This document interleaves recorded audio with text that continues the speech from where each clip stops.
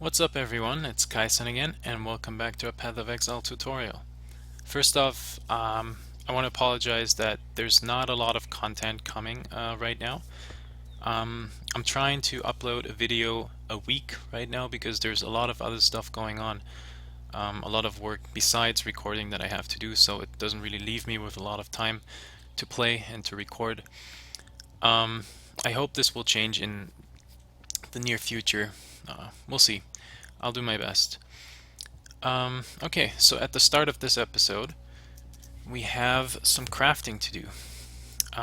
Oh, actually, the first thing that I want to mention is that I posted some of my skill gems in the trade chat, and I had one guy messaging me about summon skeletons. Summon skeletons is it was not a quality gem. It was just a normal summon skeletons, and it's a level 10 requirement gem. So it shouldn't go for more than one fusing. But he messaged me and he told me that he wanted to buy it for 2 chaos, which is roughly 4 times of what I would have sold it for.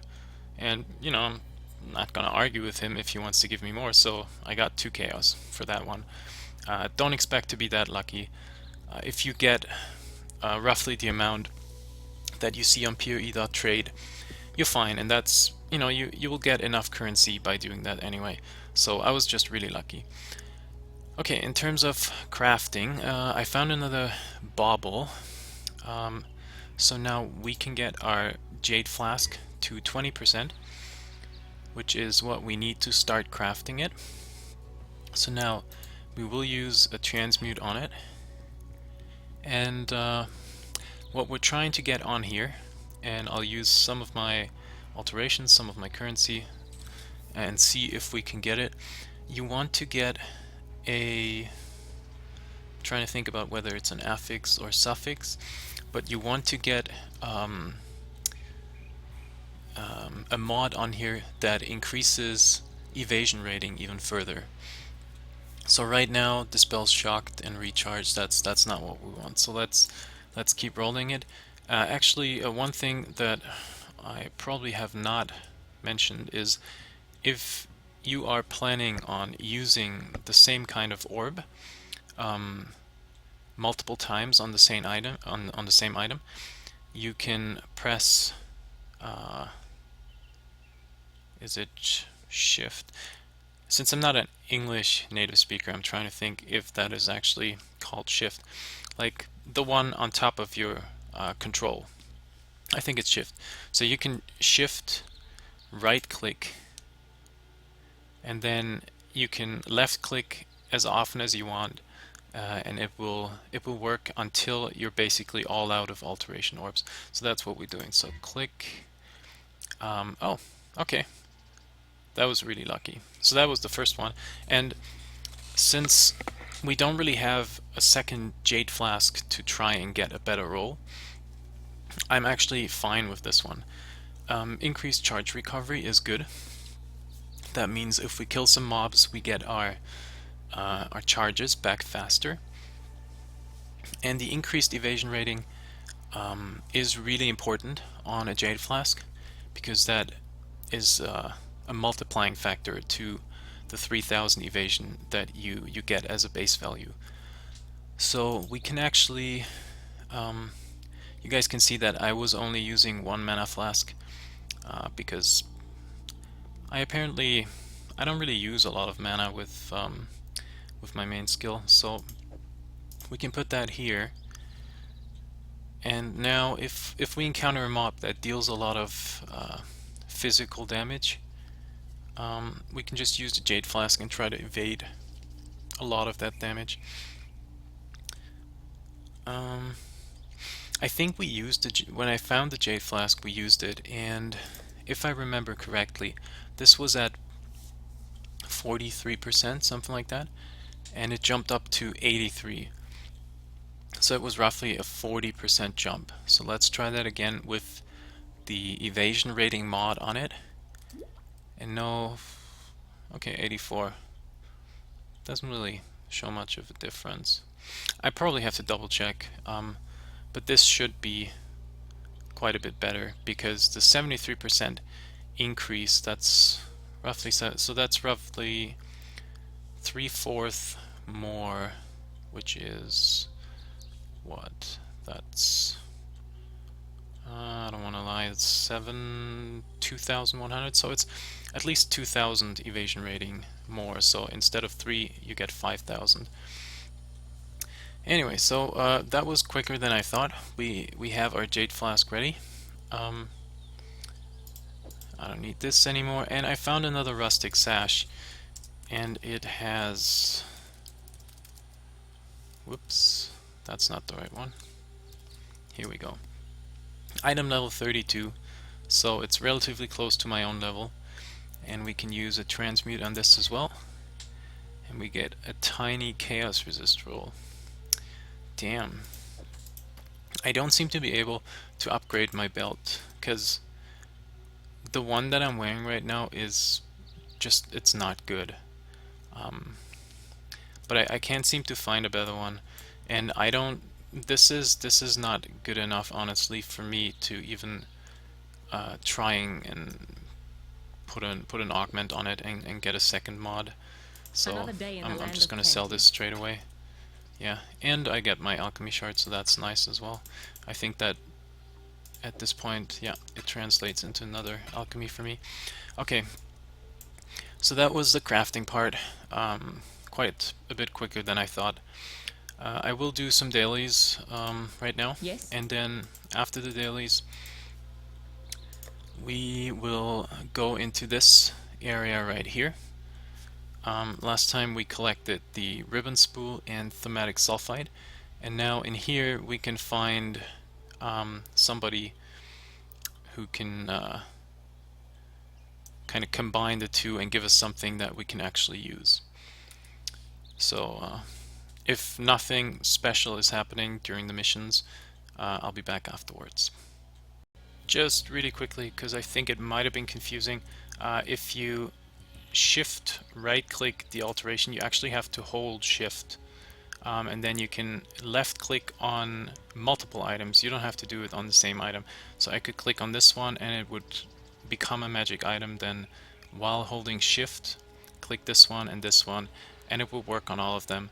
If you don't hold shift, then you kind of have to click and then left click on this one, then you have to go back and right click here again and go on this one, right click here again. So it's a bit more of, you know, going back and forth, so you can just make it easier that way. And one more thing that I just quickly wanted to mention is that without Jade Flask, we obviously got really lucky, because we got the percentage increased evasion rating roll straight away. If you're not that lucky, which is very likely, don't invest too much currency on it, because you don't necessarily need it on normal difficulty, and if you don't have a lot of currency right now, just save it. You might actually need it on other items, so just try a couple, and if you can't get it, just keep the Jade Flask in your inventory, and once you get more, you can invest some more currency on it. Okay, so I am doing the Varichi mission right now, and first of all, we got a level up, so we will use that. It doesn't really make a big difference. You could go to Anders Guile down here. What I'm gonna do is I want to go for a bit more life, so I will go towards Herbalism first. So this will go from roughly 170 up to 11. It might save my life at some point, but it's completely up to you which one you get first. So you can see the Exile over here already, and this mission is a bit different because it says you are supposed to assassinate the target, but you should keep at least one guard alive. So there's this mission is actually quite tricky for some builds, because, for example, some builds later on in the game will not really have a single target attack anymore. It kind of the same with us. We will most likely just use spectral throw later on, and that's not single target, so we will hit multiple targets, and if you have to keep somebody alive, that's pretty tricky. It's the most difficult for... Oh, here we go. The most difficult it's for summoners, because you cannot control your zombies, and your zombies will just kill everything that's around, so it's really hard for you to keep something alive, because you don't really have that kind of choice. So what I usually do in this case, just to make sure that I don't kill all of them, is I will draw out one of them. You can see there's one elite mercenary right here, and I'll try to lead him away. So basically, you know, I lead him right here to the start, and then once he's here, I use my Quicksilver and get away quickly, and he can't follow that fast. So now that I've done that, I know that there's one of them over here, so I can kill the rest, right? So that makes it very easy to make sure that you don't kill all of them. And here we have Iron Dark Shroud.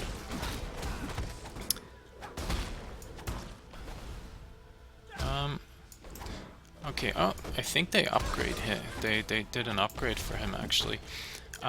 He always was using Viper Strike, so he puts stacks on you, and you know, if you don't get rid of the stacks, that it might get dangerous. But I think they upgraded him so that he uses Reeve now, apparently. Reeve is an area of effect skill. I think we talked about it, where the more you hit, the larger the area of effect becomes. So there's no time limit here. You just have to make sure that at least one of the guards survives, and yeah, just kill him and you complete the mission.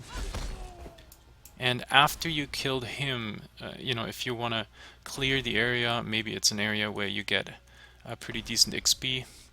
I think in this case it is 32, so that's halfway decent for me. You can kill all the guards after you killed the target, so now it's okay, but we're just gonna go back to Varici. We're done with the dailies, and on Torah there's one new skill gem that we haven't discussed yet. It's called Chain, and it is one of the more expensive support gems. You can see that the mana multiplier is 175%. That's quite high. It used to be very powerful. I don't think it is as powerful anymore. What it does, it works with projectiles and also with arc as well, although the skill itself, arc itself, is not considered a projectile. So what it does, it chains projectiles 2 additional times. What that means is, if a projectile hits an enemy, it just chains that hit to 2 other enemies, and depending on the group of the size, there's a lot of chaining of that particular skill going on. So it used to be really ridiculous. You could just destroy huge groups of mobs really quickly. I haven't really tested it out lately, so I'm not sure how good it still is, but for projectile attacks it's definitely something to play around with and see how you guys like the skill. On the other one, so on Varici, we have Reeve. Well, we just saw Reeve. We have the small area, and then the area increases with the amount of attacks that you hit. And Cast on Death is actually a fun skill. It sounds really counterintuitive because you obviously want to play without dying, so Cast on Death is kind of weird. You can link skills to this support gem that will be triggered when you die. As you might imagine, it's not really good on hardcore, and what's his name? Damn, lead developer of Path of Exile. I'm really blanking on the name right now. Anyway, he gave a statement at some point, jokingly saying that it has limited hardcore viability, which is very, very true. Uh, but there are some uses for softcore as well as PvP. In softcore, there was even one build that was highlighted as the build of the week, where somebody made a character that would one-shot every single boss in the game.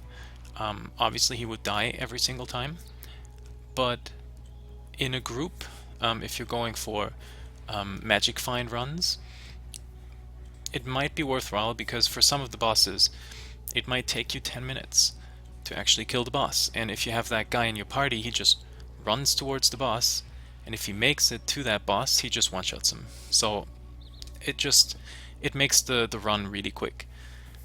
And in PvP, when the PvP season started a couple of months ago, it was really overpowered, because you could always, when you die, just on death kill a couple more people, which would give you additional points in the PvP rating.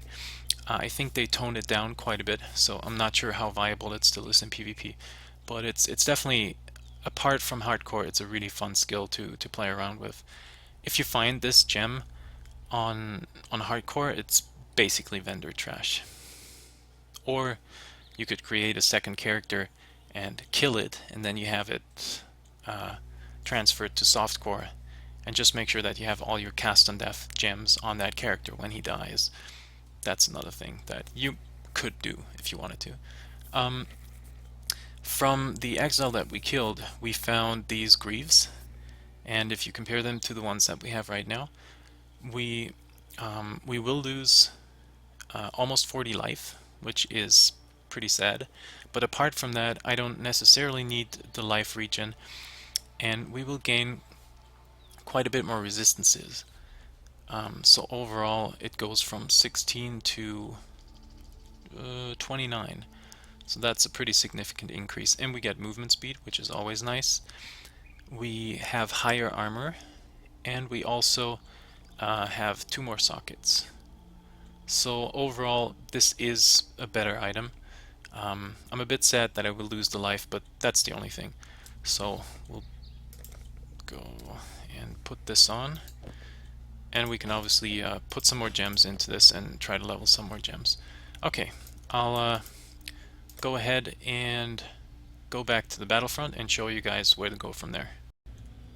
Back in the battlefront, generally speaking, to get to the new area that we want to explore in this episode, you always want to go roughly towards the north or northwest. So the area resets, so I can show you guys. You want to look for stairs that go upwards, because it's an elevated level where the zone entrance is. And if you find these ribbons, you're on the right track. So as soon as you find ribbons and these, I think we had ribbons before, they're just, melee monsters dealing physical damage. And we have these bigger ribbons, and they deal lightning damage. So once you find them, you're definitely on the right track, and you can keep going. I just have some blue ones here. Oh, hello. So I'm just gonna, and then at some point you see that the texture of the area kind of changes. You have some sort of a tiled floor with statues again, and you're getting even closer. So it's getting warmer and warmer, because in here, I'm just gonna run through this. You will see the entrance right here. This door goes into the Solaris temple, and that's the next area that I want to show you guys. So in here, these first statues, they're not coming back to life, so you don't have to worry about them. But once you go out here, there's statues all over the place, and they will come back to life. And then you have these areas, and you can recognize them really quickly, because they have this shape where you have these two kind of hallways in a sense with it's everything is open and you have the statues on the side, and in the middle you have one of the seals. I think there's two seals. Yeah, I don't think there's a third one. So the seals are the area bosses, and this one is the voltaic seal, which casts shock nova if you're in somewhat of a melee range, and it casts I think arc. Oh, it only casts shock nova. Okay, so it goes into melee range with you, and then just it casts conductivity, which means it makes you more susceptible to lightning damage, and then casts shock nova. Apart from that, nothing special about it. Yeah, you can just kill it. You can see I don't really have that much damage right now, but it's not really dealing too much damage to me either. And I don't have a great lightning resist. I have 53, so you should be easily able to deal with it without any complications or danger. And yeah, then you just go through the area. It's mainly lightning damage from these ribbons and physical damage from most of the statues and the smaller ribbons. And I think there's some guys in here that deal fire damage. So you can basically disregard cold damage in here, and you should have decent lightning and fire damage. Fire resistance, I'm sorry. Yeah. Okay. And this is the first level, so I'll get back to you guys when I find the entrance to the second one. Or I get back to you guys when I find a rare strongbox. Alright, let's have a look what's in here. Summon skeletons, that's not too bad. In combination with the freeze, it might be tricky. Yeah, this is quite dangerous because I will be frozen in place. Skeletons deal quite a bit of damage. You can kill them relatively easily, but initially they will deal a bit of damage, and I have 3 packs of magic monsters, which means they also will deal increased damage to me. If you have a decoy totem, what you should do is put your decoy totem maybe here, or over here, or here, just somewhere out of the way, basically on the opposite side of the box from where you are planning on opening it. And then the monsters that spawn will kind of target the decoy totem, and by the time that they kill the decoy totem, you should be out of the freeze. So that's one thing that you can do. I think that I have enough life and I can just chug some potions. I should be able to survive this. We'll see.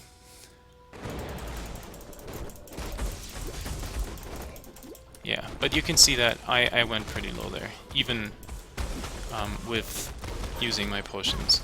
So it is... I would probably not do it the same way in hardcore, so it is quite dangerous. Yeah, especially if you have a couple of blue ribbons. These galvanic ribbons. Okay, let's do this. Let's kill the rest here. Oh, we already got some nice loot. Some stragglers here. Intimidating. Okay, so one of the things that was on there we had not seen before. And yeah. With the monsters that spawn, we got 3 not uniques, 3 rare items out of it, so that was pretty good. Here we have the second of the area bosses. I think my frame rates are a bit low right now, but you should still be able to see it. This is it, the Infernal Seal. It's again the same layout as with the first one. There's some statues around and some of the smaller ribbons. Whoops. And this one is fire damage, so it casts flammability on you, and then it uses Firestorm. Not much more to say about it. I just had another skill gem drop, and this one is another aura, vitality, and it grants life regeneration to you and your allies, which means it also affects any summons that you have. It might even be interesting for our build. later on. I'll have to check, but we'll definitely pick it up. We found the entrance to level 2, and in the Solaris temple you have 2 levels. So this is the final level, and in here you have to find a waypoint, and then the I guess quest item that you get in here is right beside the waypoint, so be on the lookout for a waypoint. In terms of monsters in here, it's pretty much the same as in level 1. There's not much of a change. Yeah, you can see the ribbons again. The only change is in there's some new type of monster that spawns out of water, but I'm gonna show you guys once I find it.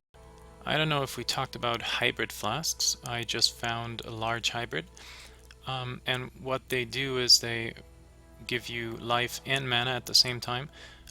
Both of them are a bit lower than what you would get from just a life flask or a mana flask, but for certain builds they're really good. And usually I think at this point, let's see, level 34, the flasks that I was able to use before that was level 26. So if you find one in between, you have the 26 flasks, and then you get a level 30 flask. At that point, the large hybrid flask is better than the 26 flask that you're using at this point. So in a lot of times, or in a lot of cases, it makes sense to use the hybrid flask until you get to this higher tier of life and mana flasks. And yeah, it makes most sense to use it for instead of mana flasks if your character is not really mana dependent. Alright, I found the boss of the zone. The boss is, there's a large area of water around it, and then you basically have this pedestal here with a big statue on it, and this is the area boss, and you activate it once you get close to it. And it's the goddess of purity, and she will summon these pure waters, who are just the normal melee attack mobs. And she herself, she uses a melee attack as well with her spear, and also Ice Nova to slow you down. Pretty easy boss. You can just keep hacking away, sometimes use your AoE to get rid of these water elementals, and kill her. Here we go. Apart from the area boss that we've just seen, there's some smaller bosses over here. This is one of them. They don't really have any particular skills, they're just normal banners with melee attacks. What's special about them are the auras. This one has an aura that where allies deal additional lightning damage. And then there's 2 more of them. Another one right here has allies deal additional cold damage. And where's number 3? Right here. Powerful crits, and allies deal additional fire damage. So all 3 of them together, well, I don't really see them as dangerous overall. Even on the highest difficulty, I don't consider them being dangerous. But just keep in mind that if all 3 of them are together, any mob that attacks you can potentially freeze you, put a burn on you, and also shock you at the same time. I do believe we found the end of the zone. This place here is usually an indicator where you have 4 ways in all directions. I mean, this is not really going anywhere. This is not really going anywhere. But this kind of layout is usually an indication, and then you just have to follow it. And here you see the waypoint. You obviously take that. And if you have the ribbon spool and the thematic sulfide with you, you can go over here and you will find Lady Diala. You can talk to her. Not a cockroach. She's talking quite a bit, okay. And then you get a reward.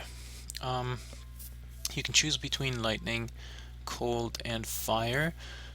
If we look at the ones that we're wearing right now, we have fire and lightning on here. We have fire and lightning on here, and we still don't have fire or lightning maxed out. So we should go for either lightning or fire. Cold is not that important right now. Luckily we got a relatively high roll. 29 is 1 below the max.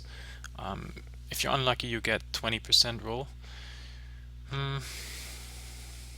I think I'll go for lightning because I usually consider lightning to be the most important resistance. So let's get that one, and if you click a couple more times, you see that these two are gone, and you will get a new quest item, the Infernal Talk. So you just get that one, and you can leave. And what we're going to do right away, we will use that new quest item. Okay, bit of lag. Because now you can go back to the warehouse district. And once you get there, you might remember the butthole that we saw. Me and my friends, we just call it the butthole. This right here, the blockage. So this Infernal Talk, you can use it on the blockage and it basically burns away. So now you unlocked a new passage here, and you can already see the entrance to the next area over there. Before we do that, we will actually look at the ring and probably do some more crafting. I decided to just do the crafting session and leave the next area to the next episode because we're already over 30 minutes again.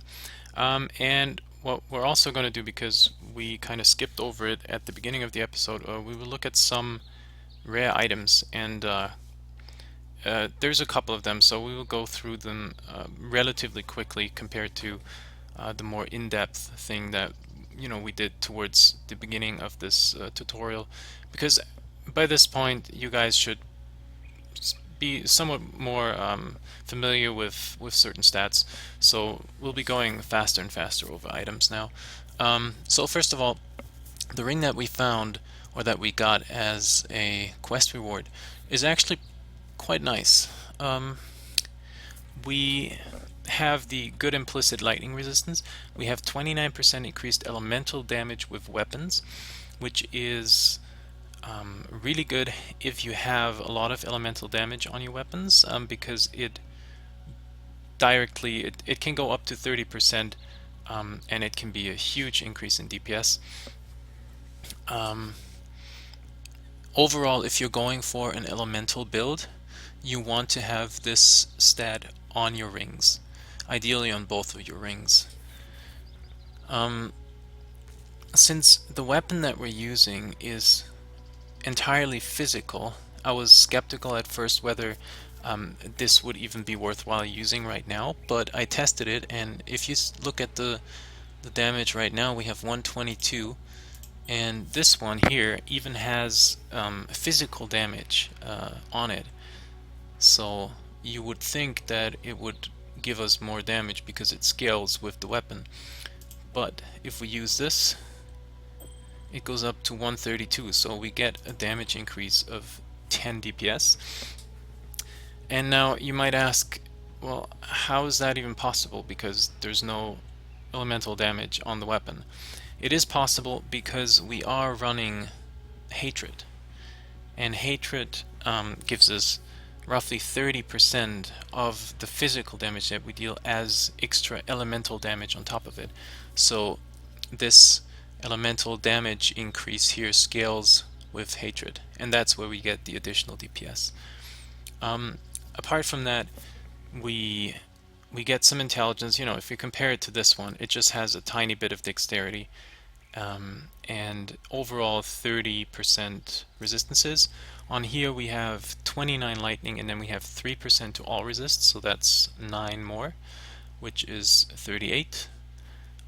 We get some damage, some mana, so it's definitely a better ring, so we're going to use that.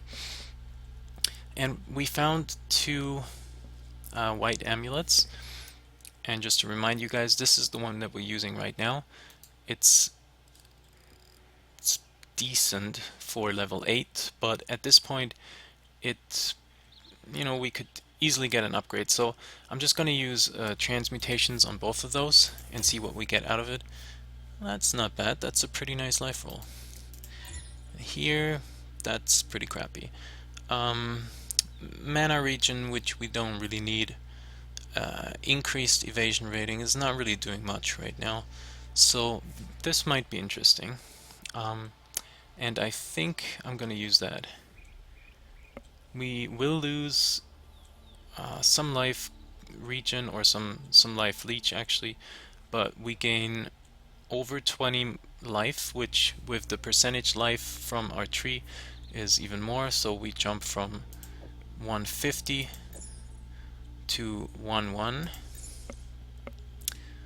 And we get some strength, dexterity. Strength translates into damage and life, and dexterity into evasion, and was there something else? And accuracy, so damage in that sense. So it's definitely better. We get some cold resist as well, and we definitely need some cold. And you can see that slowly we get closer to the 75. At least lightning is pretty good now. Okay, so now we can just quickly go over those items. Here we have a quiver with cold damage, accuracy, life, fire resist, and mana gained. Mana gained is pretty useless stat, and the others don't really have high rolls. Max is not a good roll. Maximum life is not a good roll. Fire resist is not a good one. I don't know. It's not good overall because it doesn't really do anything really good. It's not a lot of damage and it's not a lot of resist, so I don't think this is a good one. Here we have a bow with the added fizz, and then we have cold and lightning. Lightning is very low. Cold is alright. The physical is, as I said, only good with the second physical roll. So there is, all of the rolls on here are damage, but they don't really work well together, so it's not a good bow. Then we found a belt with strength, life, energy shield, stun duration. Stun duration is pretty useless, and the rest is pretty low, so this is crap. A plate with strength, increase to armor. The increase to armor is pretty low. Cold resist is not a good roll. Stun recovery is relatively useless. The fizz reflect is useless, so it's not a good item. These gauntlets have fizz damage and some other damage on it, which in itself is pretty nice. Some rarity and life gained on kill. What we're missing here is life and any type of resist. So without that, most of the times it's not really a good item. On top of that, it requires level 23, but it only has 8 armor and 8 evasion, so the base of the item is really low. That's another armor piece. It has quite a bit of armor and energy shield, but nothing else, so it's not good. Here we have armor and energy shield is increased, a tiny bit of life regen, some mana. It's a good rarity roll for this level. Some fire resist, but overall it's not really good because not a lot of resistances, no life, no movement speed. So the ones that we really want, they're not on here. Dexterity, some life. Yeah, you can already see this one is crap. Pretty much no accuracy, some rarity, cold resists. Again, it's not really good. The cold resist is a decent roll, but the rest is we don't need any of that. So all of those are pretty crappy, and we're just gonna sell all of them. Okay, well, that's it for today. I hope you guys enjoyed this episode. As I said, I'll try to at least get one episode up a week. I don't think I can do much more at the moment. I hope you enjoyed this one. Please give it a like if you did, and if you want to support me, subscribe to the channel, and I'll see you guys for the next episode.